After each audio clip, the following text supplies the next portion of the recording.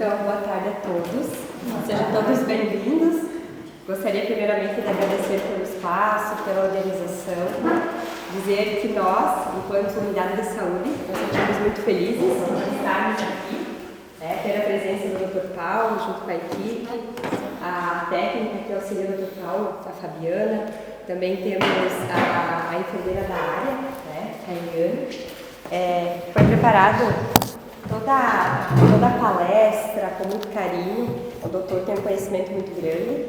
O Dr. Paulo faz ultrassonografia também na Secretaria de Saúde, tem um conhecimento muito grande em diagnóstico por imagem, faz pequenos procedimentos também e também faz infiltrações. Aquele paciente que tem uma dor localizada, ombro, joelho, o Dr. Paulo também tem esse conhecimento. Tá? Então, a doutora vai iniciar com a palestra, depois realizará as consultas. Qualquer dúvida vocês podem questionar e aproveitem a palestra porque é muito interessante. Obrigada. Então, boa tarde para todos. Muito obrigado pela presença de vocês. Sei que é um grande esforço para vocês saírem de casa, virem aqui e se disporem a me escutar, tá? Isso eu compreendo e sinto e valorizo bastante, tá? Mesmo que fosse uma pessoa, eu trataria da mesma maneira. Para mim seria da mesma importância, tá? Já quero dizer assim que eu sempre falo em todos os lugares que a gente vai fazer. Eu não digo que isso aqui é uma palestra, que é mais uma conversa, tá? Tudo que eu falar aqui, eu gostaria que vocês tivessem uma ideia, um entendimento, assim, para que isso orientasse a vida de vocês no futuro, tá? E trouxesse algum bem de alguma maneira. Esse lugar aqui eu escolhi, tá? Também para vir. Acho a linha São José, né? Muito bonita, tanto que eu já fiz um vídeo de drone aqui nessa região aqui, tá? Acho que é lindíssimo. Então, vamos começar falando. Hoje eu queria começar falando a respeito de uma coisa básica que eu acho que seria interessante vocês entenderem. Vamos começar falando do que sobre a consulta médica, tá? Então, o que é uma consulta médica? Isso eu acho que é interessante vocês entenderem o que é uma consulta médica, para que quando vocês tiverem uma consulta, vocês saibam se foi uma consulta ou se não foi uma consulta médica, tá? Porque às vezes você entra num consultório médico, né? E ao sair de lá, você fica com aquela impressão, mas será que foi uma consulta? Ou será que foi outra coisa, né? Então, assim, às vezes, é claro que a gente tem que sempre lembrar que quem está ali na frente é um ser humano, o médico é um ser humano. Então, ele tem problemas psicológicos, ele pode estar cansado, ele pode estar com fome. Daí todo mundo diz assim, mas ele está ganhando muito bem para isso, né? Sim, ele ganha bem, mas, porém, a responsabilidade da profissão médica é muito grande, né? E essa responsabilidade, para algumas pessoas, isso vai pesando com o tempo, entende? Tem muitas pessoas que não têm o dom para aquela profissão. E com o tempo isso vai desgastando elas e elas vão perdendo a paciência com as pessoas, entende? Então, a gente tem que sempre lembrar dos princípios de Nosso Senhor Jesus Cristo, né? Que é o amor ao próximo. Eu acho que o médico tem que ter o amor, para ser médico, ele tem que ter o amor ao próximo, tá? E se ele perdeu, ele tem que recuperar, tá? Fazer um esforço para recuperar esse amor pelas pessoas, pelos seres humanos, tá? Porque o primeiro mandamento é amar a Deus sobre todas as coisas, e amar a Deus é também e principalmente amar ao próximo, tá? Então, temos que lembrar que o médico é o próximo, e o médico tem que lembrar que as pessoas são o próximo também, tá? Bom, Então, dito isso, o que é a consulta médica? Ela começa com a identificação da pessoa, tá?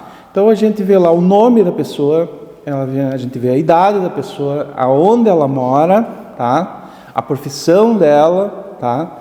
E o sexo e aspectos da cor dela, tá?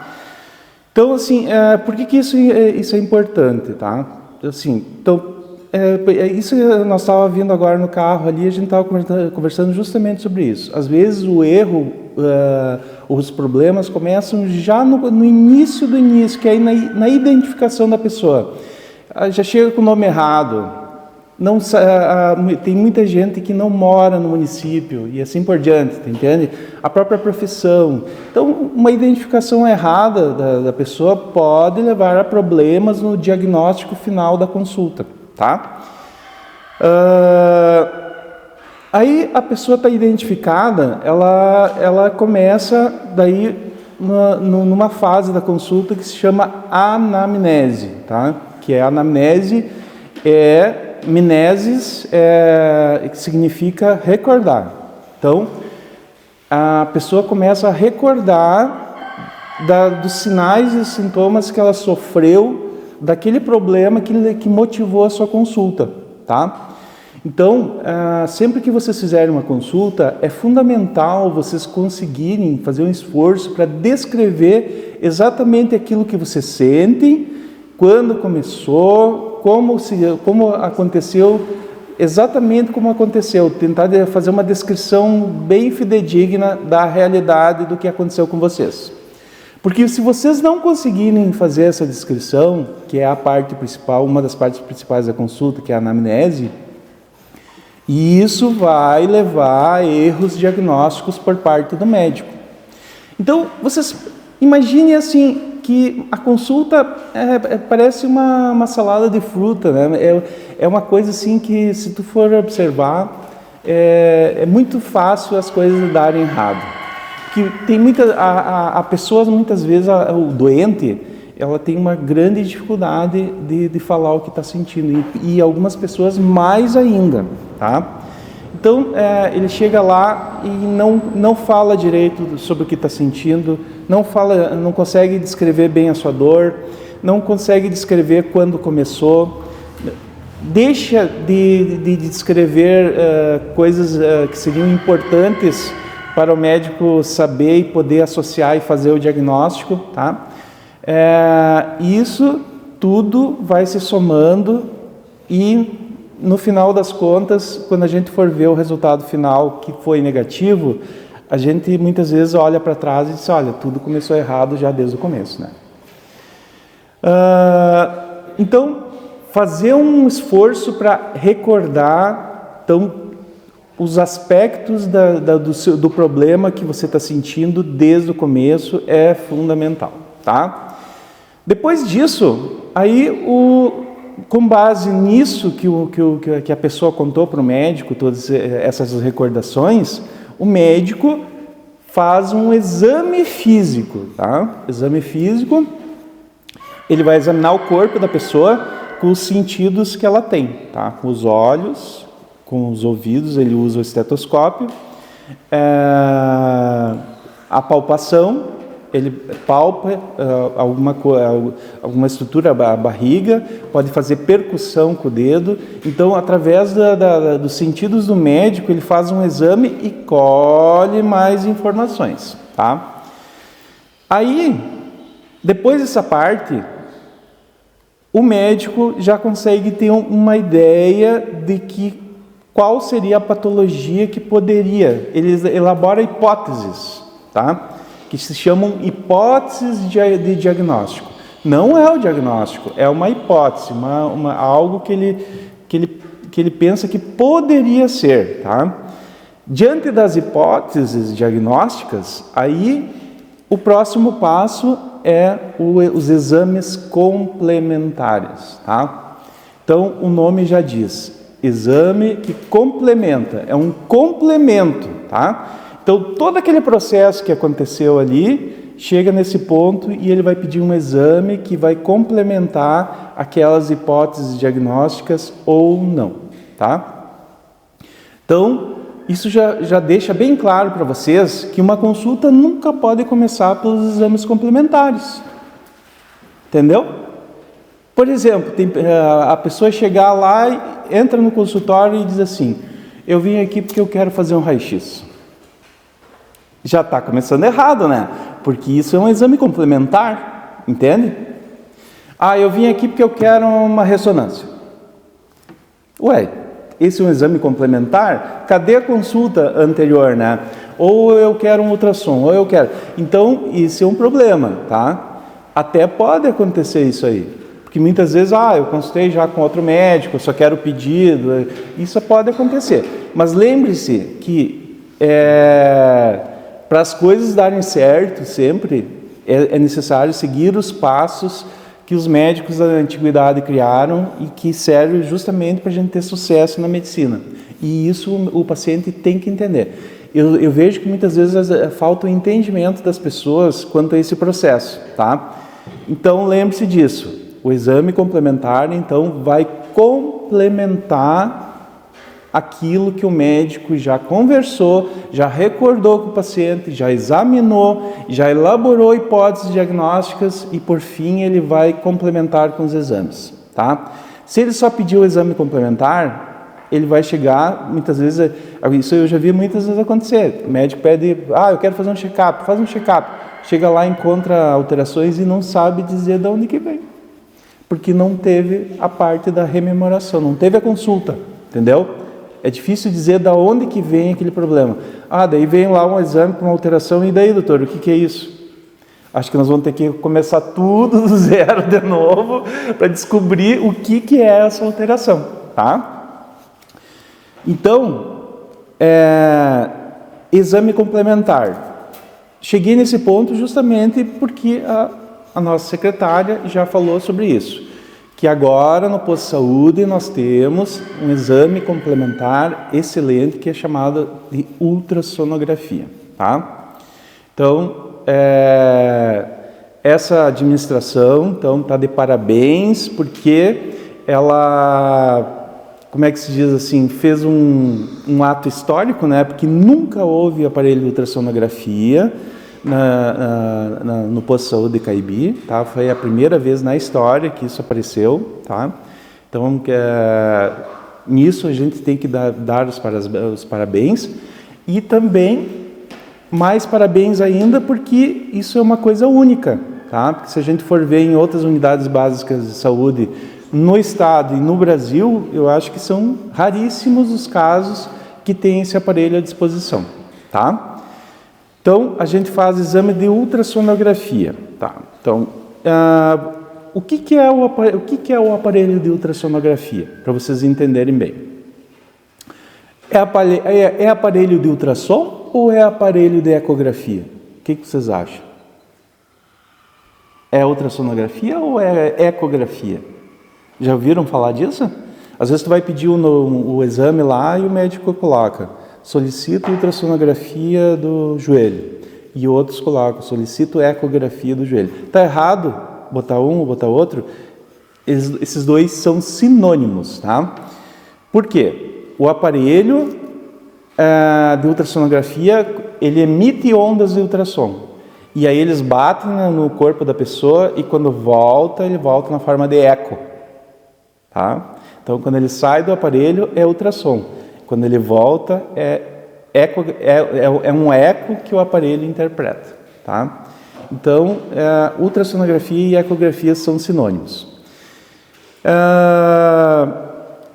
A ultrassonografia, então, é uma tecnologia que começou lá pelas bandas de 1780, com os irmãos Curie na Europa, que descobriram que alguns cristais emitiam ondas quando submetido à corrente elétrica. E aí essa tecnologia primeiro foi usada na guerra e depois começaram a usar para para radares, para detectar submarinos, inimigos e assim por diante, né? E por fim foi desenvolvidos os aparelhos. No Brasil chegou na década de 70, tá? Eu tenho até aqui a data de quem que foi o primeiro que teve um aparelho aqui no Brasil. Tem aqui, ó. Vamos ver. Já digo para vocês. Aqui, ó. Dezembro de 1973, no Recife, o primeiro aparelho de ultrassonografia do Brasil, tá? Quem possuiu foi um Dr. Paulo. Dr. Paulo Costa, médico ginecologista em seu consultório particular, em Recife, Pernambuco, tá? Então, 1973. Não, para mim não é tão longe, né? Para outros é bastante, né?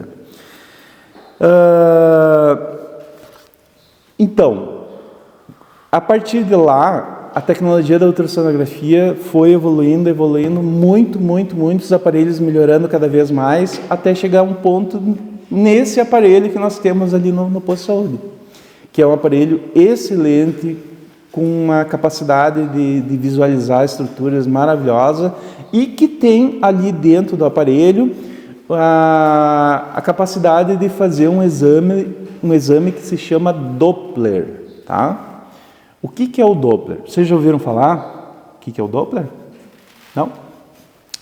Então, o Doppler, esse nome vem de um cientista, tá?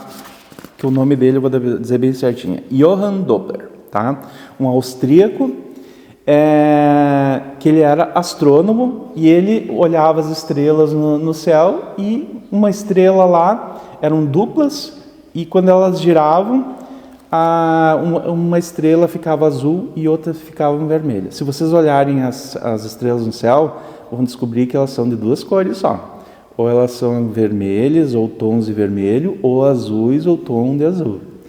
Então, as que estão se aproximando de nós, elas são azuladas. E as que estão se distanciando de nós são avermelhadas. Ele descreveu isso aí. E daí surgiu a tecnologia do Doppler, tá? Que é um exame maravilhoso que, por exemplo, serve para fazer o diagnóstico das varizes de vocês, tá? Varizes das pernas. Se vocês tiverem um problema de varizes, vocês vão ter que descobrir que tipo de problema vocês têm, tá? Qual a extensão desse problema, fazer um mapeamento do problema e entregar isso na mão do cirurgião vascular, para que ele possa planejar melhor a cirurgia para vocês. Então, isso aí é o exame do Doppler que faz, tá? Então, chama Doppler venoso de membro inferior. Esse exame está à disposição de vocês no posto de saúde, gratuitamente, né? Isso é incrível, né? Existe outro exame, que é o Doppler das artérias da perna, tá? As artérias da perna, tem pessoas que sofrem de arteriosclerose e que vai obstruindo as artérias, tá? Principalmente diabéticos, né? E essa obstrução pode levar à amputação. Tem gente que perde a ponta do dedo, perde o pé, a perna e assim vai, né? Essa doença da arteriosclerose das pernas é diagnosticada pelo Doppler arterial de membros inferiores, tá? Ele mede o tamanho das artérias, se tem placa, se não tem, a velocidade, se a circulação está alterada, se não está, tá? Isso é um exame que está à disposição no posto de saúde, Doppler arterial de membros inferiores, gratuitamente, tá? Outro problema que pode acontecer é os idosos. Por exemplo, um idoso desmaia, está lá trabalhando, nunca teve nada, desmaia. Aí encaminho ele para o neurologista. O primeiro exame que o neurologista vai pedir é o Doppler das carótidas, para saber se ele tem placas de ateromatose nas carótidas, porque essas placas, elas inflamam a parede da artéria, acabam formando trombos e êmbolos, e o êmbolo vai para o cérebro, tranca uma artéria lá e dá um AVC, tá? Então, esse Doppler de carótidas, que é um exame bem especializado e bem difícil de fazer, bem complicado, é feito no posto de saúde também, gratuitamente, tá? Se vocês estão com uma dor no joelho, uma dor no cotovelo, uma dor no punho, uma dor no ombro, tá? Estão com uma tendinite, estão com uma bursite, tem ultrassonografia músculo-esquelética, que é o ultrassom que avalia as estruturas, não o osso, tá? Toda junta é a união de dois ossos, tá? Mas ao redor desses dois ossos tem tendões, tem nervos, tem bolsas de líquido, tem a cavidade articular, tem a carne, né? Tem o osso e tem a carne. Quem olha o osso é o raio-x, quem olha a carne é a ultrassonografia e a tomografia e ressonância, tá? Então, para quem tem esses problemas articulares, que são milhares de pessoas, é uma das consultas mais frequentes de consultório, é problema osteomusculoesquelético, tá?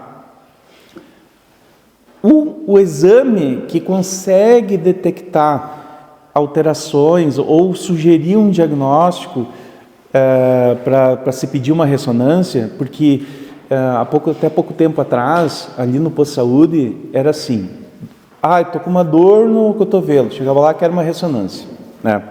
A ressonância é um exame é bem caro e é um exame que é reservado após um exame anterior ter indicado a necessidade dele, entendeu? Não pode ser um exame indicado para qualquer dor, qualquer problema, tá? Então, a ultrassonografia, ele serve para isso, para triar, fazer uma triagem, né? Ou seja, chega a 100 pacientes, a ultrassonografia consegue resolver 90 pacientes, tá? Consegue ver problemas e tratar de 90 pacientes. E dos 10 seguintes, ele consegue ver indícios de gravidade que precisam ser melhores vistos, tá? Melhor visto para tentar fazer um diagnóstico mais específico, aí o médico indica a ressonância. Isso ajuda muito a Secretaria de Saúde e ajuda muito também as pessoas, tá? Porque você pede uma ressonância, não tem ressonância para todo mundo. Agora a secretária está fazendo mutirão, né? Mas não é sempre, né, Cris, que tem mutirão. Então, vamos deixar esses casos do mutirão, tá, que a Secretaria dispõe, para aqueles casos selecionados. Vamos selecionar, vamos fazer uma filtragem de todos esses casos e daí vamos deixar aquelas pessoas que realmente precisam fazer a ressonância, tá? Porque se todo mundo fizer a ressonância, muitas vezes aquelas pessoas que realmente precisam não vão conseguir o exame. E aí a culpa é do prefeito e da secretária, né? E tudo é questão de organização. Tudo é questão das pessoas entenderem por que as coisas são assim. Entende? Tudo começa com cada pessoa entendendo como as coisas acontecem, como devem ser feitas, que a vida melhora para todos, né?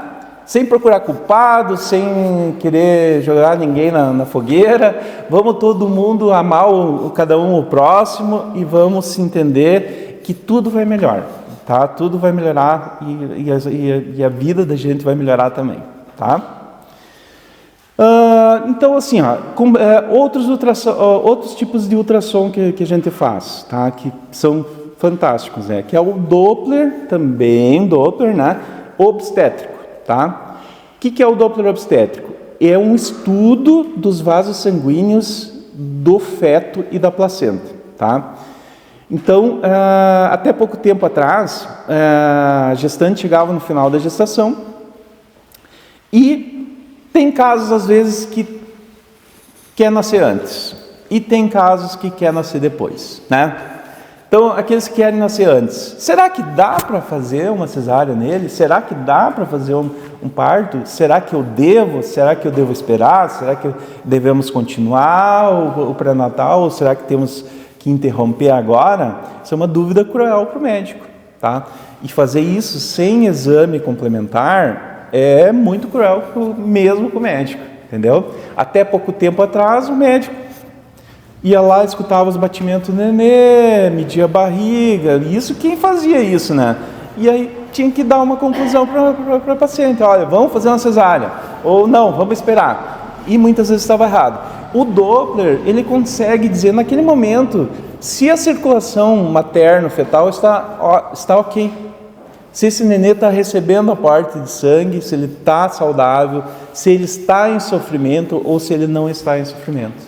Então, com esse exame em mãos, a gente consegue dizer com segurança, dar segurança para a paciente, né, que o nenê dela está bem, que dá para esperar mais um pouco, ou, ao contrário, nós podemos dizer assim, ó, temos que encaminhar agora, porque esse nenê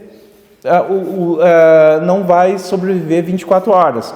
É incrível, mas o Doppler consegue dizer isso. Tem ondas que aparecem na ultrassonografia que o médico pode dizer assim, ó, tem que tirar já esse nenê, tá? É uma onda que aparece, que chama diástole reversa. Apareceu diástole reversa, esse nenê está morrendo. Tem que tirar na hora. Apareceu diástole zero, que a gente chama, esse nenê, 2, 3 dias, tem que fazer essa cesárea. E se a circulação da placenta está normal, a circulação do cérebro da criança está normal, você olha, mãe, não está na hora ainda, vamos aguardar, faça repouso e com segurança, entendeu? Com segurança do médico e para a paciente também com relação ao seu filho. Então, isso tudo, meus amigos, está à disposição de vocês no posto de saúde, tá? Então, você é uma gestante? Então, isso está à sua disposição, tá? E aqui outra? Exatamente. Então, assim, tem outra coisa que eu faço também lá na hora, que é por exemplo, assim, o toque vaginal, né? Com o dedo, o médico sente o colo do útero da gestante e ele estimava com o dedo, mais ou menos, quantos centímetros tinha, se ele estava grosso, né? Se ele já estava zerado, se ele tinha dilatado. O dedo, ele tinha uma estimativa, né? Agora, com o ultrassom, eu meço o comprimento do colo e vejo a dilatação exata dele. Eu meço. Eu coloco o aparelho transvaginal, a Fabiana está ali de prova, a gente faz isso com frequência, e eu vou lá e meço se ele está, qual a grossura do colo e qual a dilatação. Isso é importantíssimo, principalmente para aquelas que vão fazer parto em Chapecó, porque se tu mandar alguém com dilatação muito grande para Chapecó, pode ser que nasça no caminho, né? E ali eu consigo olhar e já dizer, olha, isso aqui dá para ir para Chapecó, entendeu? Essa podemos entrar na ambulância, quantas vezes eu já falei para a Cris, né, Cris? Assim, pode mandar. Eu sou um cara que nunca fui de me arriscar, assim, sabe? De dizer assim, ó, faça isso, faça aquilo. Mas eu já te falei algumas vezes, né? Disse, ó, pode mandar. Essa, acho que dá para deixar no hospital tranquilo, sem problema. Essa tem que fazer isso, né? E isso é porque o aparelho e o método me dá segurança, entende? E isso é uma coisa muito boa para vocês. É excelente, excelente. Complementando a fala do doutor, foi a semana passada, né, doutor? Não retrasado, que eu estava viajando, daí me perdi. Que o doutor salvou uma vida, porque devido a uma hérnia, né, doutor? Teve o encarceramento do intestino, né? Sim. Então, o hospital abriu avaliada, falaram que estava tudo bem, liberaram o paciente e, pelo que a gente sabe, já estava voltando fezes também, já estava vomitando fezes, né? E o doutor, através da ultrassonografia, descobriu, fez o encaminhamento para o regional, o paciente foi, realmente, um caso bem complicado, grave, operaram a tempo e a paciente hoje está bem. E outros casos também da apendicite, que o doutor consegue ver lá na hora, né? Tem ultrassonografia, então está salvando muitas vidas. Muitas vidas, muitas vidas. Eu acho que isso é uma coisa que tem que ser falada, porque no dia a dia, às vezes tem políticos que só pensam na política, mas não enxergam a realidade do que está acontecendo, entende? Muitas coisas mudaram ali, o povo ele não consegue avaliar, ter noção, quantificar as mudanças. Mas na prática isso está significando grandes mudanças, né? Grandes mudanças. Por exemplo, nesse caso da hérnia, por exemplo, a hérnia é um espaço que se forma na parede da barriga da pessoa. o intestino passa através desse espaço e forma o que a gente chama de hérnia encarcerada. Ela pode ir e voltar, é só a hérnia, ela pode ir e ficar trancada, que é a hérnia encarcerada, tá? E daí o pior pode acontecer, que é a hérnia ir, trancar, inchar, ela dá um inchaço dentro ali, e aí ela não volta mais e começa a inchar cada vez mais e tranca a circulação. E isso eu vi nessa paciente com o Doppler. Eu fiz o ultrassom, vi que estava trancada e fiz o Doppler e notei que a circulação estava bem diminuída. Coloquei isso no laudo, que era uma hérnia estrangulada, que é a hérnia isquêmica, né? E que tinha feito Doppler, mandei com umas fotos bem grandes, chegou lá e foi direto para a cirurgia. Foi já é mais rápido, entende? O encaminhamento de vocês com um exame de ultrassonografia e com um laudo, por exemplo, se eu sou cirurgião ou obstetra, isso facilita muito a vida do que simplesmente vocês chegarem lá sem exame nenhum. Se chega lá sem exame, sem ultrassonografia, o que eles fazem? Vocês já param lá e vão ficar aguardando uma ultrassonografia, né? A ultrassonografia leva um dia para vir, e daí mais um dia para o médico ver, entendeu? E aqui vocês têm ultrassom no posto de saúde, entende? Isso muda muito, muda muito. Isso muda a ponto de dizer, olha, uma pessoa vai viver ou vai morrer. Acreditem no que eu estou dizendo, tá? Isso tudo mudou, tá? Eu gostaria muito de que esses políticos que só criticam a saúde, que vissem essa realidade, que admitissem essas bondades, né? Que não só ficassem procurando coisas negativas, né? Que eu acho que a gente tem que valorizar o que é positivo, entendeu? E principalmente aqueles que já trabalharam na área da saúde, né? Eles sabem o que é bom e o que não é, entendeu? Tem coisa e a gente tem que ter senso de hierarquia também, entendeu? Tem uma coisa muito grande e maravilhosa acontecendo e eu fico só prestando atenção no cisquinho ali no chão, né? Entendeu? Como diz Jesus Cristo, eu fico prestando atenção no cisco no olho do irmão e não me dou conta do tronco que tem no meu olho, entendeu? É isso que está acontecendo, acho, nesse momento em Caibi. Tem gente que não enxerga o tronco no próprio olho, entendeu? Esse que é o problema. Bom, então temos outros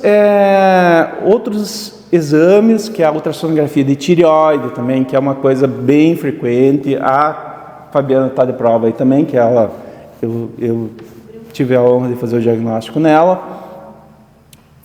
A gente faz não só a tireoide, a gente faz o Doppler da tireoide para avaliar se esse nódulo ele tem uma chance de ser mais maligno ou menos maligno, ou mais benigno, né? Com o Doppler a gente consegue dizer isso. A ultrassonografia mamária, o padrão desse aparelho é maravilhoso, tanto que dá assim, que ultimamente, se a paciente não quiser fazer mamografia, dá para fazer só ultrassom. Com esse aparelho que nós temos ali, dá para fazer isso, porque ele é muito sensível para qualquer tipo de alteração, tá? E os ultrassom normal que a gente que sempre se faz, ultrassom de abdômen, ultrassom pélvico, o transvaginal e o ultrassom da próstata nos homens, né? Que logo vai chegar o Outubro Azul, né? Outubro Azul. Daí, quem não quer fazer toque, pode fazer um ultrassomzinho de próstata, que vai funcionar também, tá? Então, meus amigos, vamos falar bem dessa, como é que se diz, desse grande passo, né, na área da saúde que a atual administração fez. Vamos admitir, né, e vamos falar que silenciar diante do bem é ajudar o mal, tá? Nós temos que, se tiver o bem estiver acontecendo, vamos falar do bem, tá? Vamos fazer propaganda. E ao fazer propaganda do bem, nós não estamos fazendo propaganda para nenhum partido político, a gente está falando da realidade, é só isso que a gente precisa. Outro aspecto também que eu gostaria de falar para vocês é com relação às pequenas cirurgias, tá? Outra coisa que também está acontecendo, que mudou bastante na rotina do posto de saúde, é com relação a essas pequenas cirurgias. Porque antigamente, eu sei, porque eu trabalhei lá antes de começar esse pequeno ambulatório de pequenas cirurgias, o que acontecia? Você tinha uma unha cravada, médico, porque eu vou falar uma coisa para vocês, só para como preâmbulo do que eu vou falar depois. Hoje em dia, os médicos, eles estão tendo uma formação, como é que se diz, para ser médico comunitário. Houve uma explosão de faculdades no Brasil, né? Um monte de faculdade por tudo quanto é lugar, e a formação dos médicos atual é prioritária para ser médico de equipe de unidade básica de saúde, comunitário, ou seja, com formação de cirurgia mínima, infelizmente, tá? Então, tem alguns médicos que não sabem dar um ponto da cirurgia, tem outros que têm muita dificuldade nessa área. Então, o que aconteceu? Esses pequenos procedimentos acabam sendo encaminhados para um cirurgião. Então, uma unha encravada, uma lesão de pele, é tudo encaminhado para o cirurgião. E aí vocês entram numa fila, e na fila depois demoram mais, porque tem que regular para outros municípios. Vocês são chamados para fazer a consulta, depois vão lá, o médico indica a cirurgia, daí marca outro dia para fazer o procedimento, e isso tudo vai demorando, que às vezes as pessoas até desistem de fazer, né? Agora, vocês chegam lá, essas pequenas cirurgias, vocês chegam no posto de saúde e são encaminhadas e a regulação é rápida porque eu já estou ali. E a gente faz o diagnóstico na hora, retira a lesão, manda para exame anatomopatológico, faz o diagnóstico e olha, eu vou te falar uma coisa, 95% das vezes já resolve o problema, tá? Então, temos o ambulatório de pequenas cirurgias no posto de saúde, tá? Isso é uma outra coisa boa, ótima e excelente. Não preciso, por esse motivo, vocês não precisam mais ir viajar. Não precisam ir para outro município, não precisam aguardar filas imensas, tá? E vocês têm um profissional, porque eu sou especialista em cirurgia geral. No momento, eu parei de fazer cirurgias, né? Mas pequenas cirurgias eu continuei fazendo. E perante o Conselho Regional de Medicina, eu sou especialista, tá? Podem conferir isso aí, tenho uma especialidade em cirurgia geral, tá? Então, ajudo nessas pequenas cirurgias e também dou apoio para os médicos das equipes. Digamos que alguém de vocês tem uma suspeita de apendicite, seja de que equipe for, eles podem pedir meu auxílio que eu vou ajudar no diagnóstico. Tanto do ponto de vista como cirurgião, como do ponto de vista como ultrassonografista, tá? Então, a suspeita de apendicite às vezes é um problema sério, principalmente em crianças, tá? As crianças é muito difícil fazer diagnóstico, tá? Então, e eu tenho ajudado bastante os médicos das equipes a fazer o diagnóstico. E outra coisa, fazendo um laudo de ultrassonografia, que eu coloque lá, imagem suspeita de apendicite, tá? Uma criança. E dê esse laudo na mão da pessoa e encaminhe ela para Chapecó. Chegando lá, eles vão dar uma atenção mais rápido para vocês. Porque já teve um médico que examinou e está suspeitando do problema, tá?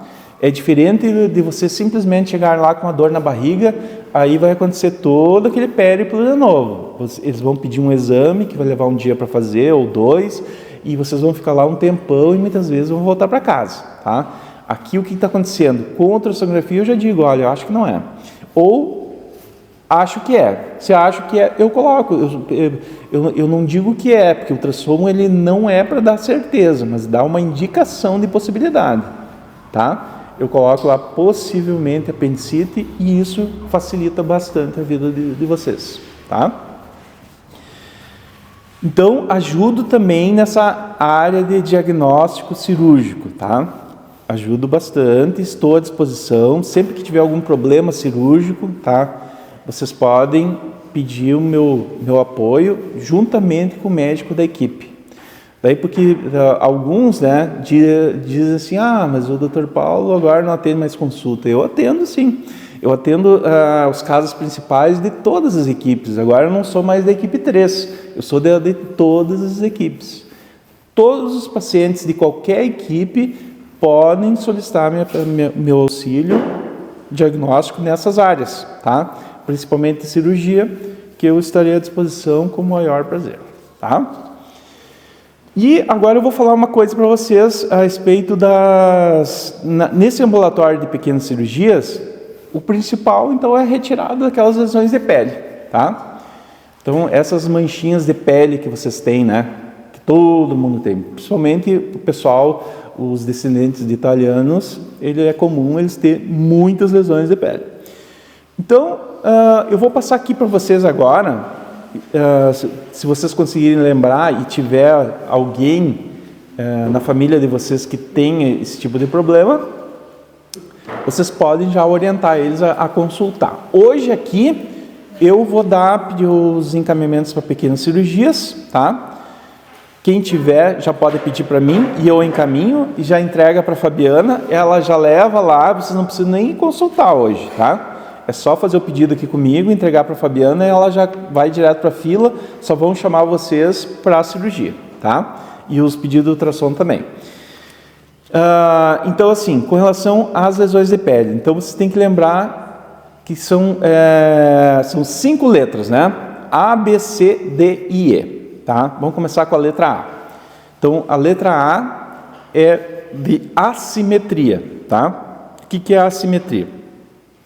Se você pegar um círculo bem perfeito, assim, uma bolinha bem redondinha, tá? Bem redondinha. Essa é uma lesão simétrica, tá? Simétrica. Agora, uma lesão que já é assim, tem uma parte que é mais estreita, que aumenta. Essa já é uma lesão assimétrica, tá? Então, lesão bem redondinha é benigna. Lesão que não é bem redondinha, que já é mais tortinha, assim, ou tem uma parte que é menor que a outra, assimétrica é mais para malignidade, tá? Então, eu estou passando para vocês as informações para você olhar uma lesão e já dizer, opa, essa aqui eu acho que eu vou tirar, ou essa eu não vou tirar, tá? Então, letra A, assimetria, tá? A letra B é com relação às bordas, tá? Então, você tem uma lesão e uma borda bem fininha, assim, bem lisinha, tá? Ela é lisa, bem lisinha. Isso é uma borda regular, tá? Agora tem a outra lesão que ela é chanfrada, como se fosse um mapa, assim, cheio de entradas e modificações assim na borda. Essa é uma lesão irregular. Então, a borda bem lisinha é benigna. A borda irregular, chanfrada, é maligna, tá? Então, já tem 2 informações. Letra B. Letra C, com relação à cor. A lesão só tem uma cor, tá? E não precisa ser aquela mais escurinha é a pior, não quer dizer. Ela quer dizer o seguinte, se a lesão tiver uma cor só, é mais para benignidade. Agora, a lesão tem uma cor, tem 2 tonalidades de cor, de marrom. Tem um marrom escuro e um marrom claro. Isso já é sinal de malignidade, entendeu? Então, uma cor só é mais para benigno. 1, 2, até 3 cores às vezes é mais para malignidade, tá? Com relação ao tamanho, tá? Que é o diâmetro, a letra D. Então, a gente sabe que raramente uma lesão de pele é maligna se ela tiver até 6 milímetros, tá? Então, tamanho de até 6 milímetros é benigna. Acima de 6 milímetros é maligna. E, por último, a coisa mais importante de todas, que é a evolução. Então, vocês tinham uma lesão que era bem circular e, de repente, começou a ficar simétrica. Começou a ficar com uma parte maior ou menor. Ela evoluiu, entendeu? Ela era uma coisa e se transformou em outra. A borda era lisinha e, de repente, ficou chanfrada. Era de uma cor, de repente apareceu outra cor, ou apareceu um pelo, ou começou a coçar. ou começou a crescer, entendeu? Isso é sinal de que essa lesão deve ser retirada, tá? Então fiquem atentos a esses detalhes, que podem indicar a presença de um tumor maligno. Qual é o pior tumor que pode ter na pele? É o melanoma, e é um dos tumores mais agressivos que tem no corpo, tá? Também fiquem atentos para a localização das lesões, tá? Lesões que ficam em áreas expostas ao sol, tá? Nos braços, nas pernas, ou da linha do canto da boca e da orelha para cima, tá? No nariz principalmente. Esse tipo de lesão não é bom vocês deixarem lá. Outra coisa, não deixar lesões que estão em áreas de atrito. Por exemplo, na barba, o homem que faz a barba, né? E está sempre machucando, sangrando, ou no couro cabeludo, penteando o cabelo e raspando a lesão, tá?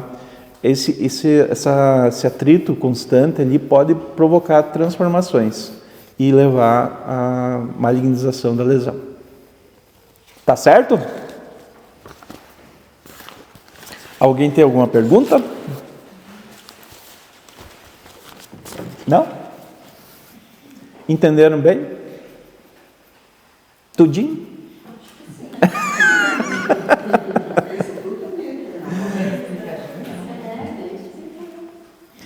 Bom, o fundamental é vocês entender que esse serviço está à disposição de vocês, tá?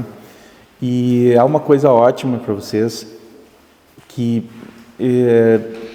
muitas vezes assim a gente tem coisas boas na vida da gente e a gente não valoriza como deveria valorizar, tá? Eu acho que um dos pecados mais graves do ser humano é a leviandade, né? É você não valorizar aquilo que mereceria valor. É pegar um diamante e jogar no lixo, né? Entendeu? Você está com uma coisa boa na mão e não sabe dar o devido valor. Então vamos valorizar, que é uma coisa muito boa, tá? Eu acho que essa é a minha opinião pessoal. Eu acho que se o prefeito e a Secretaria de Saúde não fizessem mais nada na saúde, eu acho que não precisaria mais fazer mais nada. Só isso que já foi feito já é uma revolução, né?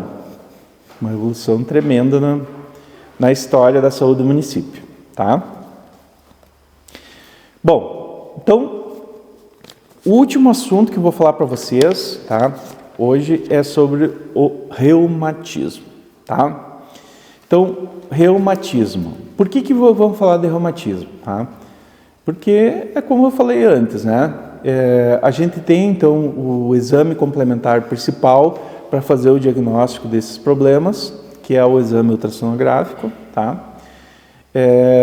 Com a ultrassonografia a gente consegue detectar os tendões inflamados, as bursites, os derrames articulares, as rupturas de tendão, tá? Os aumentos das articulações, os espessamentos dos nervos, alterações que acontecem todos os dias e que a gente consegue dar o diagnóstico e não precisa fazer ressonância, tá? E o médico já consegue tratar, entendeu? Então, dessas doenças que a ultrassonografia consegue fazer o diagnóstico, uma boa parte delas são as doenças reumáticas, tá? E da onde que vem essa palavra reumatismo, tá? Reumatismo, então, vem do grego, né? Uma palavra que foi cunhada por Galeno no século II depois de Cristo, e que significa reus. Reus, que é um fluido, quer dizer em grego fluido. Eles acreditavam naquela época que um fluido descia do cérebro e se localizava em alguma parte do corpo e causava inflamação. E aí eles começaram a chamar essas doenças de reumatismo, tá? Então, as doenças reumáticas, então, uma boa parte delas estão relacionadas, então, com doenças musculoesqueléticas, mas nem todas são dessa área, tá? Nem todas têm doença das juntas ou das articulações, dos tendões ou dos músculos. Pode ser, tem gente que pode ter reumatismo no coração, tem gente que tem reumatismo na pele, tem gente que tem reumatismo no rim, em várias partes do corpo, né? O reumatismo pode ser, então, uma doença generalizada. Qual é a diferença do reumatismo, assim, por exemplo, nas juntas, nos ossos e em outros órgãos? Na verdade, a diferença diz respeito à natureza da doença. Tem doença, por exemplo, o lúpus, né? O lúpus tem um tipo de lúpus que pode acometer só a pele e tem outros de lúpus que pode acometer os órgãos internos da pessoa, né? Então, se acometer o rim, ele pode desenvolver uma insuficiência renal, né? O coração pode dar um problema numa válvula cardíaca e ter que fazer uma cirurgia, né? Então, varia a natureza da doença e a manifestação nos sintomas que a pessoa sente, né? Ela pode muito bem não ter dor em junta nenhuma e estar com uma doença reumática, né?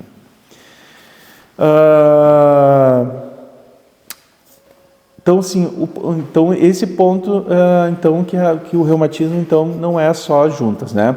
Então, o terceiro ponto é que o reumatismo, então, não é uma doença em si, entendeu? Ela é uma família de doenças, né? Então, quando a gente fala em reumatismo, a gente está falando de uma família de mais de 100 doenças, tá? Que pode acometer as pessoas. Então, às vezes a pessoa chega lá para consultar, está com dor nas costas, eu estou com reumatismo.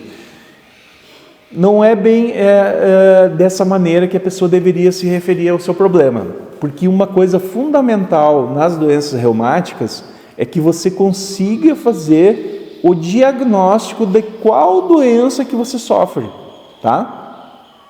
Então é fundamental que um profissional, pode ser um clínico ou um especialista em reumatologia, junte os sinais e sintomas, tá? E estabeleça um diagnóstico para a pessoa, tá? Diga assim, dos reumatismos você tem essa doença.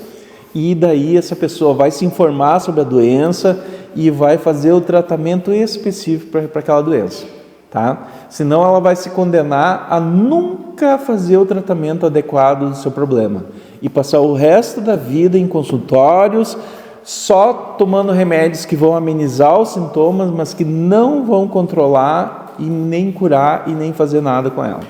Vai passar a vida inteira tomando diclofenaco, ibuprofeno, umas doses ali até que passa um pouquinho a dor, fazendo injeçãozinha vermelhinha, injeçãozinha branca, entendeu? E não vai levar a lugar nenhum, tá?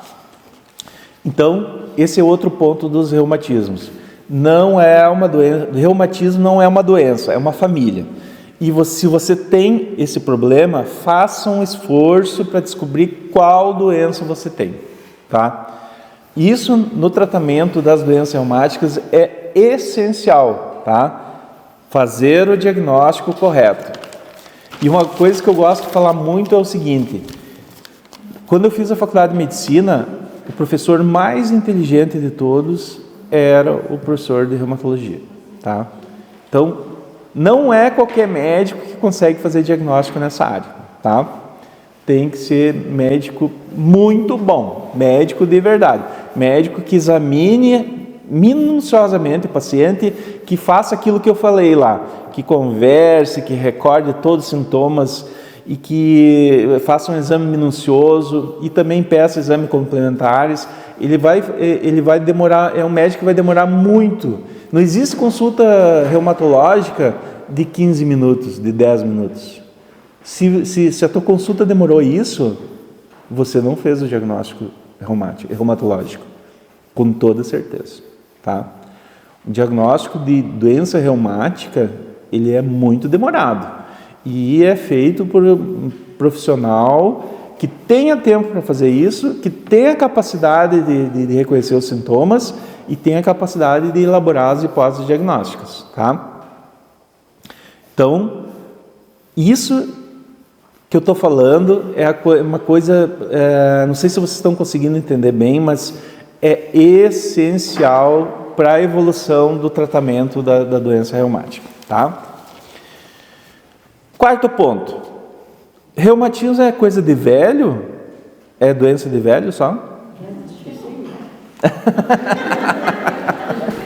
Não. Não tem idade, exatamente. O reumatismo pode dar em todas as idades.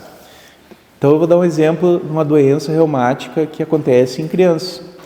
Então, tem uma doença chamada febre reumática, tá?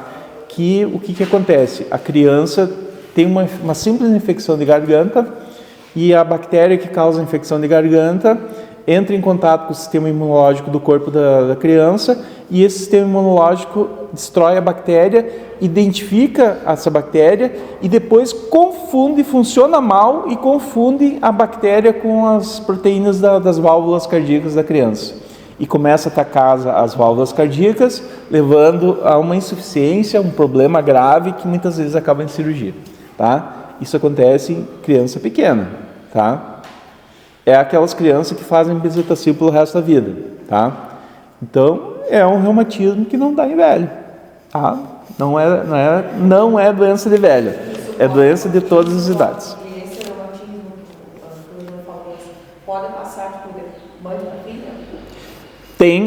Tem origem hereditária, genética, pode ter. Minha mãe teve essa carga reumática, teve que fazer cirurgia Cardíaca. E o meu irmão também. Pois é, tem componente genético com certeza. Outro ponto com relação ao reumatismo, que é um pensamento que muitas vezes quem sofre desse problema tem. O doente reumático, ele diz assim para si mesmo: olha, não adianta fazer tratamento nenhum, que eu não tenho cura e eu não tenho jeito. Eu vou lá no posto e vou pegar uma injeçãozinha vermelhinha lá, que é o que me faz bem. Esse pensamento é ruim, é péssimo e leva a um tratamento inadequado do problema e uma evolução desfavorável do problema, tá? Eu vou dar um exemplo para vocês que eu me refiro sempre com relação ao reumatismo. Pense assim, vamos imaginar aquela parede, tá? Tu está num carro e tem uma parede de concreto lá e você está naquele carro a uma determinada velocidade e você está indo em direção à parede e vai se esborrachar lá. O que acontece? Se você frear o carro ou você pode diminuir a velocidade do carro, tá? Ou até chegar ao ponto de você frear ele. E aí o que acontece? A parede vai continuar lá e você vai continuar vivo dentro do teu carro. É o que acontece se você fizer o diagnóstico do teu problema certinho e fizer o tratamento adequado, você estaciona a doença. A doença fica parada, entendeu? Você consegue estacionar a evolução da doença e ela não evolui. Ela fica parada ou anda muito lentamente. A parede continua lá e você continua vivo, se cuidando, fazendo os exames, tomando os remédios corretos. A doença está indo bem, vai passar o resto da vida com aquela doença e ela não vai evoluir para o pior. Agora você tem esse pensamento, eu não tenho jeito, só vou tomar anti-inflamatório. Aí o que acontece? Vai lá e toma anti-inflamatório, dá uma melhorada, vai para casa, passa um tempo, daqui a pouco está lá, a doença volta, reinflama todas as estruturas, você vai lá de novo. Daí a doença dá aquela acelerada para frente, entendeu? E aí você dá uma paradinha nela, toma uns remedinhos, ela dá uma paradinha. Daqui a pouco a doença, daí você para de tomar os remédios, né? Porque só toma um pouquinho. E aí a doença dá uma acelerada de novo. E daí o que acontece? Qual é o futuro desse pensamento? É a cirurgia. Então o reumatismo acaba destruindo a articulação, destrói os tendões, destrói os nervos, destrói a tua coluna. E você vai acabar numa fila de cirurgia. É por isso que nós temos uma fila de cirurgia tão grande, né? Até o Dr. Benvenuti, né, falou que as filas de cirurgia de coluna são as maiores que tem, né? Ele falou naquela palestra. E é por isso não fazer o diagnóstico correto e achar que não tem jeito, né?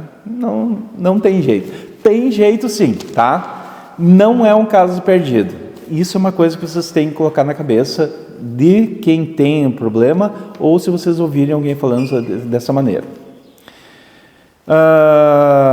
Bom, então identificamos o problema, aí fizemos o exame clínico, o médico fez o exame clínico, e aí vamos passar para os exames complementares, tá? Daí assim, ó, uma coisa que tem, que eu gostaria, um conceito que eu queria deixar para vocês com relação aos exames complementares das doenças reumáticas, tá? Às vezes a pessoa está com um problema e ela diz assim, olha, mas tu já fez o tratamento daquela tua dor na coluna, tuas inflamações da junta? Não, porque eu estou esperando uma ressonância. O doutor pediu, eu estou lá na fila, não tem jeito.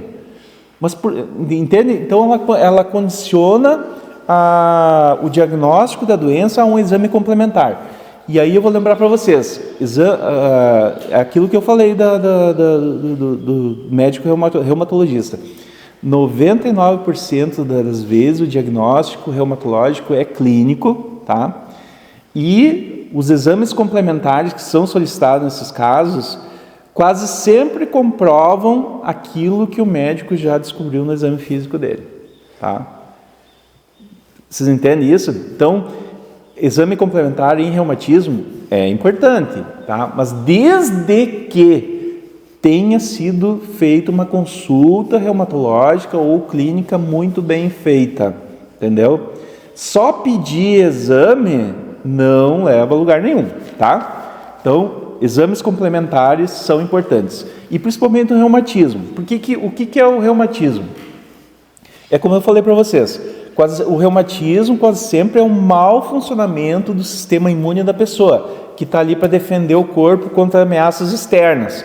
Aí ele se confunde e começa a atacar os próprios órgãos, começa a atacar as juntas dos dedos das mãos, os órgãos dentro do corpo da pessoa.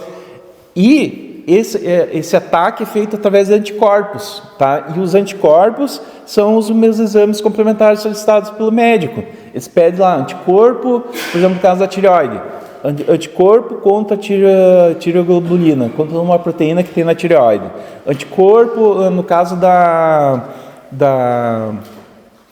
febre reumática, é antistreptolizina O, o ASLO, né? Que é o exame bem comum que pede para as crianças.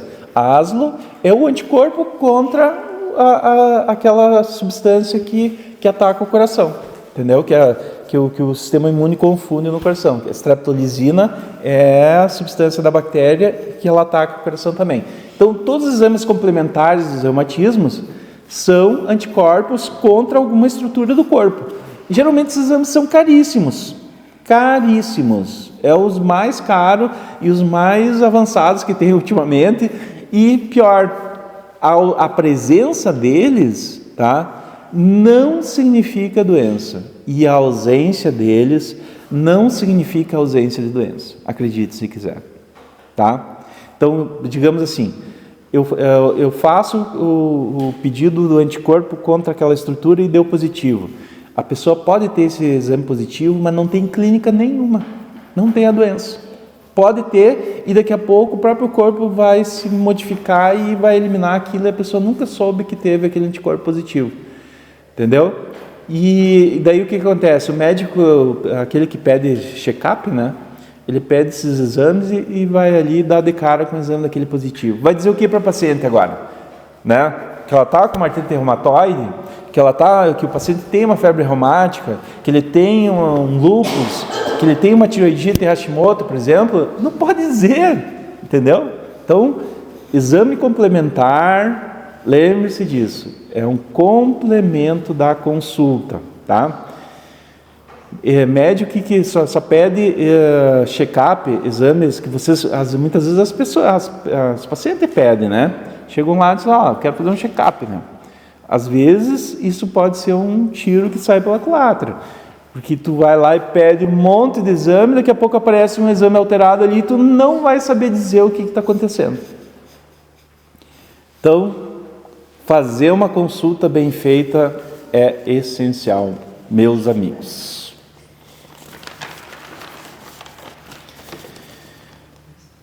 Alguém quer falar alguma coisa?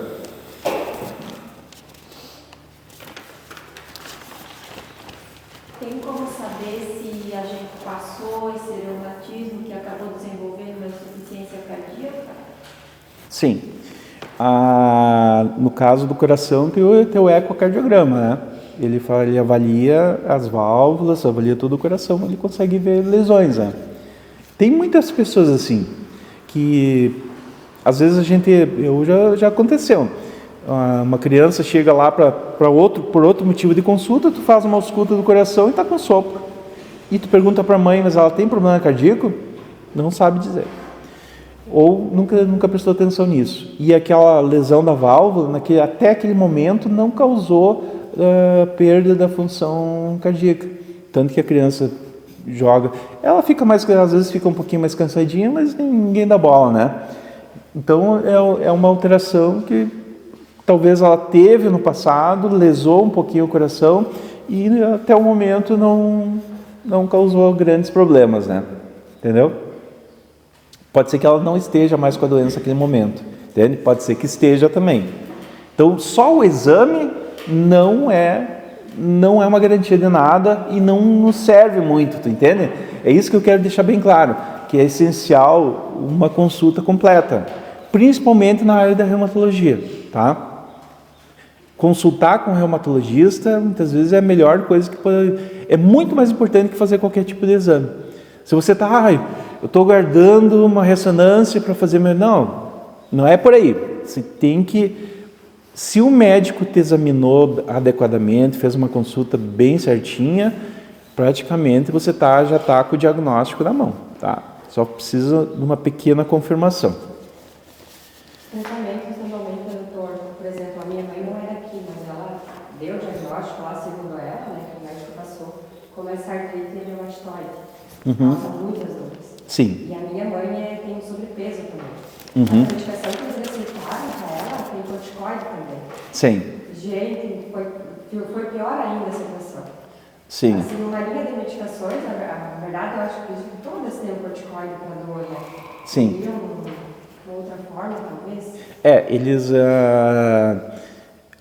Os tratamentos dos reumatismos em geral são dois. Ou é um anti-inflamatório, tá? Anti-inflamatório pode ser anti-inflamatório desses não esteroide, ou pode ser o esteroide, que é o corticoide, tá?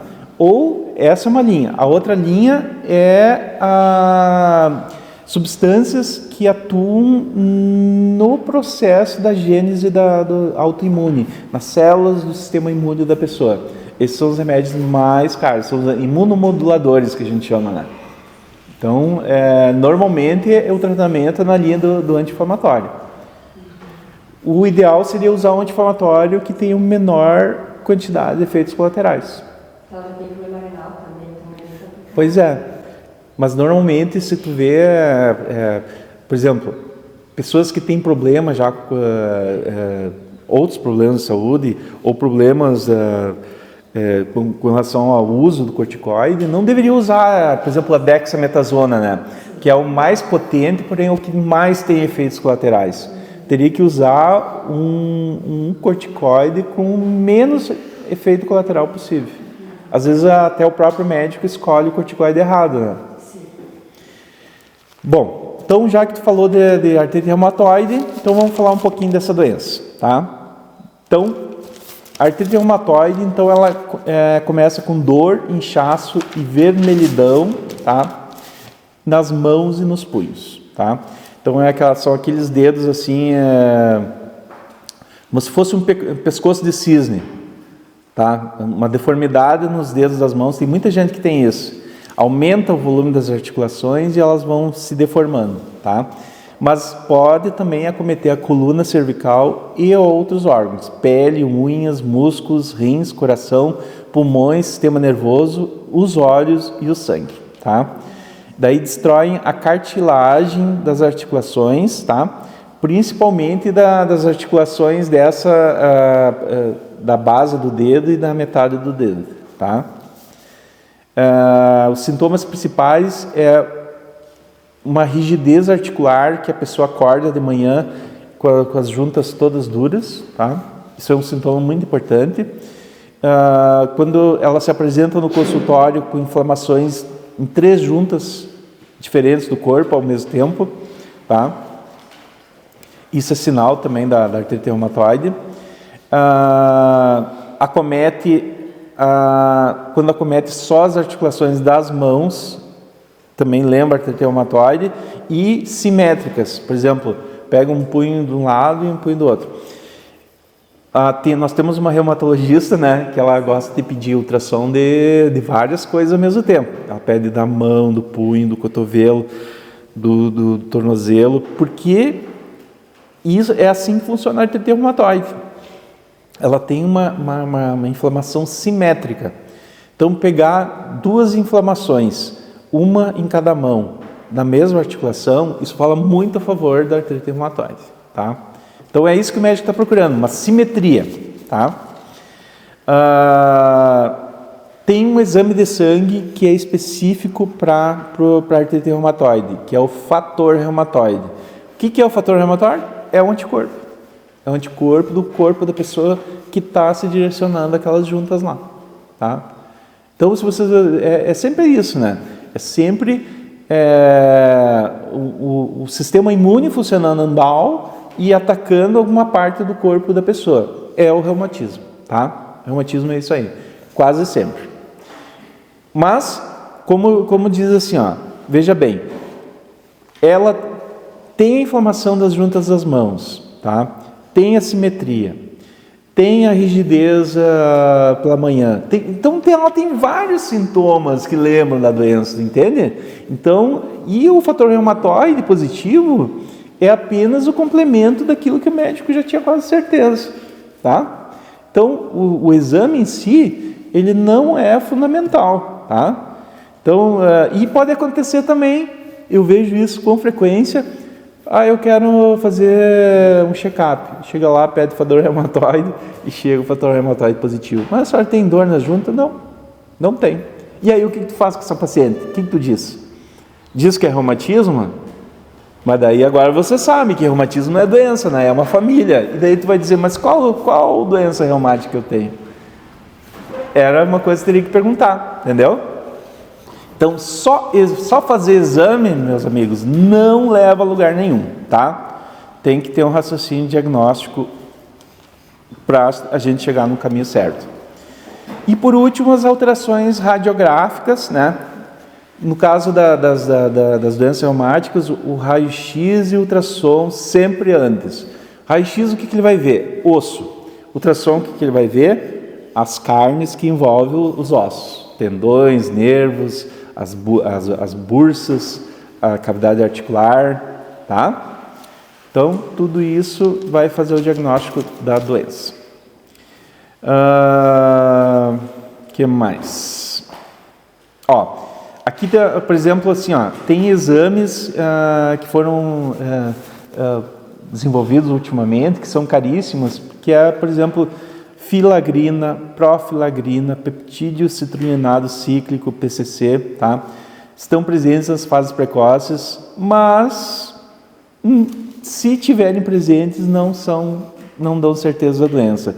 E se tiverem ausentes, não quer dizer que a pessoa não tenha. Pedi os exames, vou te pedir uns exames maravilhosos de reumatismo. E aí nós vamos saber se a senhora tem ou não tem. Isso não é verdade. Se esse exame chegar negativo, ele não pode dizer para a senhora não tem reumatismo. Não pode dizer. E se tiver positivo, para uma pessoa que fez só um check-up, ele não pode dizer que tem. Entendeu? Então, sempre voltando àquela máxima lá. Consulta bem realizada, bem detalhada, já dá o diagnóstico principal, tá? Evolução dessa doença é aquilo que a gente falou. Se não tratar adequadamente, vai evoluir para a destruição das articulações, dos tendões e vai precisar de cirurgia. Tchau. Também pode ter tratamento com fisioterapia, tá? Fisioterapia não é para tratar a doença, tá? Para que serve a fisioterapia? Ele é para fortalecer os músculos que estabilizam a articulação. Por exemplo, tu tem uma articulação que está inflamada, você pode fortalecer a musculatura que estrutura aquela articulação para estabilizar melhor e funcionar melhor aquela junta e a pessoa sentir menos dor, tá? Então, O trabalho do fisioterapeuta é sempre paralelo ao trabalho do médico. Ele pode ajudar, mas também não podemos botar tudo nas costas do fisioterapeuta, que eu escuto muita gente dizendo assim: eu fui naquele fisioterapeuta, mas não adiantou nada, tu continua com as mesmas dores, tu com os mesmos... Não. Mas não é a função dele tirar a dor, né? Ele está ali para ajudar, entendeu? Ajudar ao longo da evolução da doença. É um trabalho do médico e do fisioterapeuta, os dois, cada um nas suas áreas, para chegar num resultado.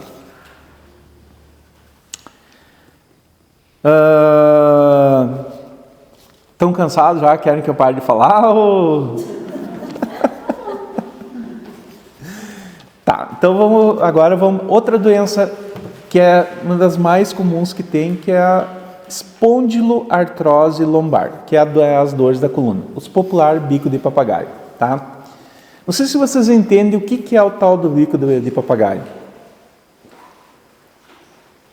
Bico de papagaio, então o que ele é? Quem tem essa doença, espondiloartrose, ele tem um processo inflamatório na coluna, uma inflamação que fica ao longo do tempo com períodos de melhora e de piora, tá? E essa inflamação vai fazendo que se prolifere osso na junta da coluna, tá?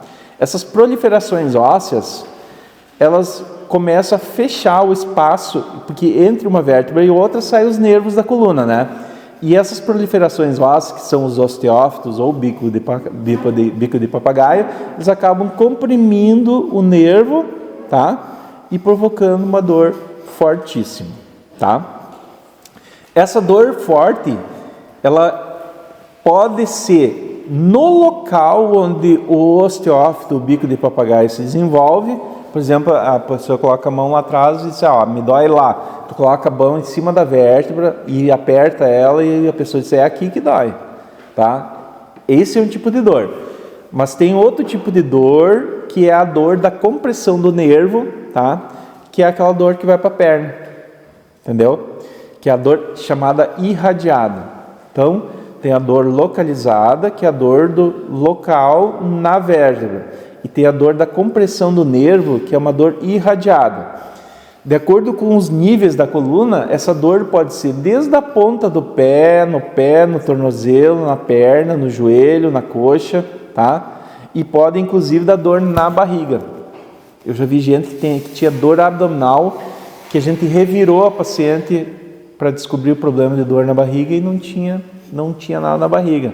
Era uma compressão do nervo na coluna por um biquinho de papagaio, né?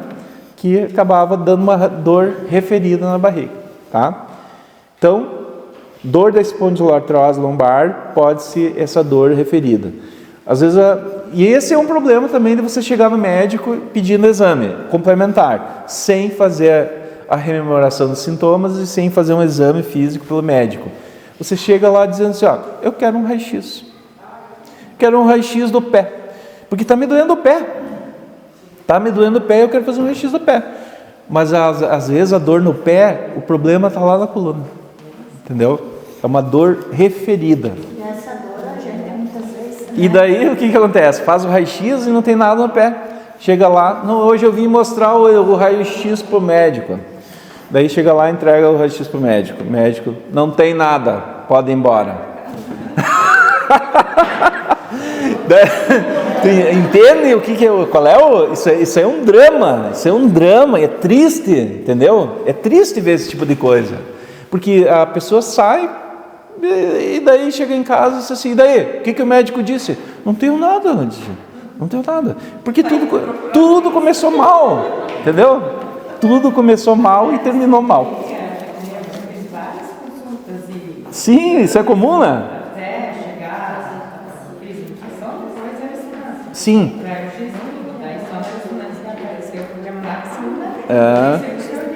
Sim, mas o raio-x no mínimo deve ter feito o raio-x errado, né? O raio-x no lugar errado. Então, se eu tenho um conselho para dar para vocês, evitem induzir o médico já de cara. Ao entrar na consulta, nunca digam, eu quero fazer tal exame. Não façam isso, entendeu? Deixa ele conversar. Porque se vocês fizerem isso, muitas vezes ele não está muito afim de conversar mesmo e ele vai acabar fazendo isso para encurtar a consulta, entendeu? E tudo no final vai dar tudo errado, entende? Vai fazer o exame. Se vocês chegarem lá pedindo um examezinho específico, se o médico é preguiçoso, estão fazendo o que ele quer, entendeu? Não façam isso. Esperem, conversem, expliquem bem o que vocês estão sentindo, induzam o médico a querer fazer uma consulta completa, sabe? Porque o médico também é gente, né? Ele também tem preguiça, ele também está irritado, ele pode estar doente, pode ter brigado com a mulher, tem tanta coisa que pode ter acontecido, né? Entendeu? Exatamente.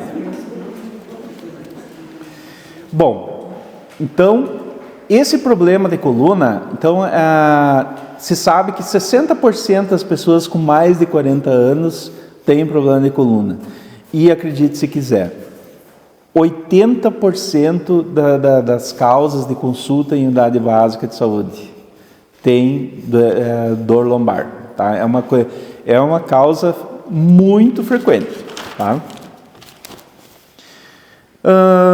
Bom, tem relação com a idade, com aumento com peso excessivo, obesidade, com estresse lombar, ou seja, que o pessoal que trabalha no pesado todo dia. Que mais? Isso aqui eu já falei. E o tratamento é bolsa de água quente, 20 minutos 2 vezes ao dia, fisioterapia e, no final das contas, como todas as doenças reumáticas, acaba em cirurgia, tá? O que é a cirurgia? É retirar aquele bico de papagaio que está comprimindo o nervo. Às vezes eles retiram a vértebra inteira e colocam uma prótese, tá? Tem vários tipos de procedimentos. Febre reumática, já falei para vocês, né? Daquele problema das crianças que afeta o coração, né? O tratamento, principalmente quem tem esse histórico hereditário de febre reumática, tem que ficar muito atento para essas infecções de garganta. Fazer sempre, nunca deixar, porque às vezes tem crianças que não se queixam muito, fica com aquela infecção de garganta vários dias, né? Até desenvolver as placas, e essa evolução muito prolongada da infecção faz com que tenha mais chance das bactérias terem contato com o sistema imunológico da pessoa e mais chance de desenvolver, principalmente se tiver o histórico hereditário, né? Então, quem já tem histórico... Minha mãe teve esse problema. Meu filho pode ter? Pode, e é melhor não deixar ele ter, se ele se queixar de garganta, já começa o tratamento. No ano passado ele teve mais de 5 picos de dor na garganta. Não deixar ele ficar muito tempo com isso, entende? Se queixou da garganta, é melhor iniciar o antibiótico. E a prevenção da febre reumática, ó, se ele digamos assim, teve a infecção de garganta e fez a antistreptolizina e deu positivo, e ele não teve problema cardíaco, ele tem que fazer a bezetacil até os 21 anos, uma vez por mês, tá? Ou no mínimo 5 anos. E quem teve acometimento do coração, isso é visto com ecocardiograma, né? Com a ultrassonografia do coração. O médico vai saber se tem esse problema ou não. Vai saber se acometeu o coração ou não. Só com essa eco. Só com a ecocardiograma. E se está com o antistreptolizina O positiva e fez o ecocardiograma e deu alteração, ele tem que fazer bezetacil até os 25 anos ou pelo resto da vida. Tá? Então, uma vez por mês, né? Meu irmão fez isso também. Sim. Doente. Bom, tem uma outra doença, tá? Que é a fibromialgia, tá? Vamos falar um pouquinho dessa doença. Não sei se tem alguém que tem fibromialgia aqui. Não? Bom, então, a fibromialgia é uma doença que é uma doença muito engraçada, na verdade. Por quê? Porque normalmente o médico, quando pede exames complementares, ele pede para confirmar a presença de uma doença. Ele procura alterações de determinado exame que confirme aquela doença, tá? E no caso da fibromialgia, ele faz exames para não achar nenhuma alteração, entendeu? Então, na fibromialgia, ele não quer achar nada, entendeu? Então, se a pessoa está com uma dor na junta do ombro e ele pede uma ultrassonografia, ele está querendo achar um ultrassom normal. Uma dor que nasce. Exatamente, é uma dor sem alterações inflamatórias. É uma dor. Algia é dor, né? Fibromialgia é uma dor das fibras musculares. Na verdade, a pessoa com fibromialgia tem uma sensibilidade dolorosa aumentada do corpo. Então, ele sente mais a dor do que as outras pessoas. E não tem processo inflamatório. Então, chegou lá com uma dor em determinado lugar, pediu um exame, não deu nada, a hipótese é de fibromialgia, tá? Então, olha as características da fibromialgia. Dor muscular generalizada, tá? Pode ser em qualquer parte do corpo. Crônica, que dure no mínimo 3 meses. Que não tenha processo inflamatório, tá? Associada a um sono não reparador, né? Ou seja, dorme à noite e acorda cansado, como se não tivesse dormido. Durante o dia sente um cansaço para as atividades maior que o habitual e geralmente está associado com distúrbios do humor, depressão, falta de memória e dificuldade de se concentrar, tá? E essas dores, elas são uma característica essencial delas, elas são migratórias. Então, acontece muito começou com uma dor no ombro, foi consultar com o médico pediu o exame, e daí quando volta com o resultado do exame, a dor já não está mais ali, está em outro lugar, não deu tempo, né? Entendeu? Daí pede o exame do outro lá, e daí chega lá, já não é mais ali, doutor. Daí o doutor já começa a achar que o problema é depressão, já dá um antidepressivo e não faz o diagnóstico. Essa doença da fibromialgia, esse é o caso que, se vocês têm ou se vocês conhecem alguém que tenha, procurem um reumatologista. Façam esse bem para vocês, porque senão vão penar e vão sofrer. Porque é muito difícil fazer o diagnóstico, tá? E é o típico da doença que tem que conversar muito com a paciente para poder juntar todos os detalhes e conseguir chegar à conclusão. Tá bom? O objetivo do tratamento da fibromialgia não é a cura, é a melhora da qualidade de vida. Que essa pessoa durma melhor, que melhore sua concentração, que melhore sua memória, que ela sinta menos dor e que ela consiga realizar suas atividades normais de todos os dias, tá? Daí, vocês vão pensar assim, então, como as outras doenças reumáticas, tem que fazer repouso. Não, a fibromialgia, por incrível que pareça, as atividades aeróbicas ajudam a controlar a dor da pessoa. Então, essa pessoa deve ser encorajada a fazer atividades aeróbicas não muito intensas, mas diárias e contínuas. Porque essa atividade aeróbica diminui a sensibilidade à dor dela, tá? Então, é uma doença bem engraçada mesmo, né? O médico pede exame para não encontrar as coisas, tem que botar a pessoa no serviço, né? Fazer ela se movimentar. Então, o tratamento não é para curar, é para melhorar o padrão de vida dela. Então, é uma doença diferente, tá? É, a dor que passeia, exatamente.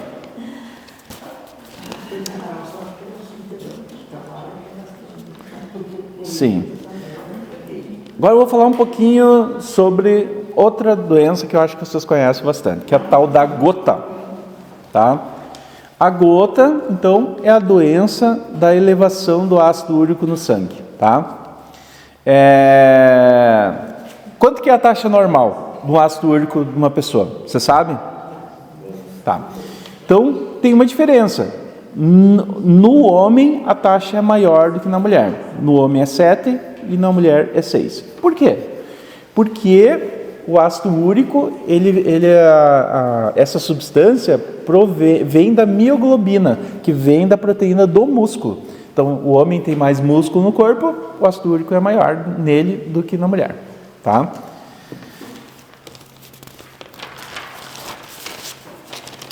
Então, o aumento no sangue, então, do ácido úrico, no caso da gota, ele pode decorrer, então, como é que...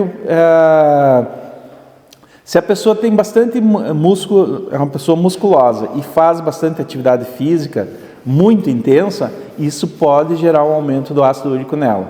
Por exemplo, um agricultor que tem esse tipo de problema, foi lá e passou o dia inteiro trabalhando pesado, atividade muscular bem intensa, ele pode ter uma crise de gota, tá? Ou pode ser do aumento da ingestão do ácido úrico, no caso do músculo, uma churrascada, comeu carne vermelha, ou também frutos do mar também pode gerar o ácido úrico. Uma ingestão excessiva da proteína que aumenta o ácido úrico pode causar o aumento do ácido úrico na pessoa. Ou uma pessoa que tem um problema renal, né? Uma insuficiência renal, né? Daí o que acontece? Ele tem uma dificuldade de eliminar o ácido úrico e acaba aumentando o ácido úrico no corpo. E esse ácido úrico elevado se deposita nas articulações e provoca inflamação, tá? Principalmente no pé. Quando eu comecei a esnuviar, Exatamente. daí eu falava com minhas colegas lá das esnuviadas, assim, isso aqui é só feio, nunca me Sim. não tem isso, né? A maioria dos pacientes com gota são homens entre 40 e 50 anos com sobrepeso, vida sedentária e usuários de bebida alcoólica, tá? E as mulheres começam a ter depois a menopausa, geralmente. A junta que mais afeta é o dedão do pé, tornozelo e os joelhos. E é uma dor clássica que começa no início da madrugada, geralmente depois de uma janta bem boa, sabe? Daquelas. Quais comidas que quem tem gota deve evitar? Cerveja, pão branco, refrigerante, embutidos, camarão, salmão, ostra, bacalhau, carne vermelha, a pelezinha da galinha, aquela maravilhosa, né? A sardinha enlatada, tá? Tudo isso pode levar ao aumento. Eu nunca mais tive acesso a essas coisas, mas também, graças a Deus, Nunca mais, né? Bom, uma coisa que eu quero lembrar aqui no caso da gota é que quem tem gota não deve usar diurético para tratar a hipertensão, se puder, tá? Quem tem gota não deve tomar diurético, deve evitar se possível, porque o diurético aumenta a concentração do ácido úrico no sangue. Por exemplo, hidroclorotiazida. Se é hipertenso e toma hidroclorotiazida e tem gota, isso vai piorar a sua gota. Então, evitar tomar o diurético quem tem gota. Tenta trocar por outra medicação. Só usa o diurético se for realmente necessário, tá? Então, isso é uma... A senhora tem gota? E usa o diurético? nunca mais, né? Daquela vez, nunca mais com isso, assim. Toma hidroclorotiazida? Sim, Seria bom não usar, né? Seria bom trocar. mas daí que nem eu tenho problema da pressão lá. Toma outra medicação, substitui a hidroclorotiazida por outra.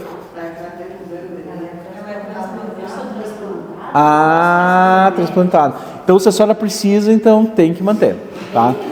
É como eu disse, se for o caso de poder não tomar, é melhor não tomar. Mas nos casos transplantados, aí não tem. Daí não... Tem que cuidar da comida e tomar um remédio. Ai. Então, tem outras doenças reumáticas, mas eu acho que já falei demais por hoje, tá? Agradeço para vocês, muito obrigado pela atenção. Alguém tem alguma pergunta para fazer? Eu tenho uma dúvida, doutora. Uma dúvida? Foge um pouquinho ao contexto ali. O meu pai, quando jovem, ele estava com o corpo quente e pulou no rio, né? Estava trabalhando na água fria. E ele sofreu tipo um choque térmico. Então, no pescoço, assim, meio que embolou, não sei se é nervo, enfim. Foi para todos os especialistas e, assim, não se descobre uma causa e não consegue controlar a dor. A dor é dia e noite e vai, e a qualidade de vida dele é péssima. Ele chega até as orelhas profundas, sabe? Não consegue dormir. Eu gostaria de ver contigo, assim, ó, que especialista que eu poderia, será, levar para neuro? Reumatologista, eu acho. Reumato. Meu Deus, não é fácil. E na região? E nunca foi encontrado nenhuma alteração, nenhum exame complementar? Ele fez ressonância magnética. E não achou? Assim, não que, segundo os médicos, simbolizasse ou significasse algo muito. Sim. Só que está ali sempre presente. No inverno ele sofre muito, sabe? As dores. Se não tem uma alteração no local, por exemplo, com um exame tipo ressonância, que não detectou nenhuma alteração no local, ou é uma dor referida, que tem um problema no outro local que está dando uma dor ali, ou é uma dor que é tipo fibromialgia, que não tem alteração nos exames, entende? Então, acho que o médico seria bom tentar com o reumato. Já deve ter consultado com o neuro, né? Na verdade, o neurologista ainda não. Não? Agora lá em Campanha. Ele encaminha por lá, né? Ah, tá. Mas o reumatologista, ele foi ortopedista, foi em alguns lugares que fizeram as aplicações, sabe? No local, mas Não acalma? não acalma. Então, Até eu queria ver qual o reumato. tenta o neuro e depois o reumato, então. Neuro e depois o reumato. Depois o reumato. Acho que seria melhor. Certo, pessoal? Agora quem quiser precisar de algum exame, encaminhamento, receita ali, estou à disposição.